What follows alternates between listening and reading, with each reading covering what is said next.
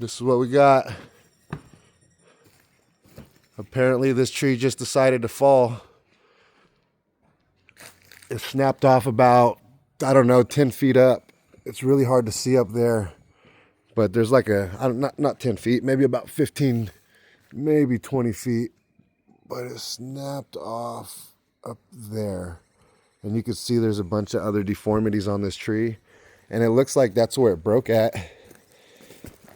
And it's kind of soft in there, so it's been rotting out over time. It was just time for it to go. But anyways, yeah, we're gonna cut this off. That way the insurance company could come out here and do the inspection on the house and get everything fixed up for them.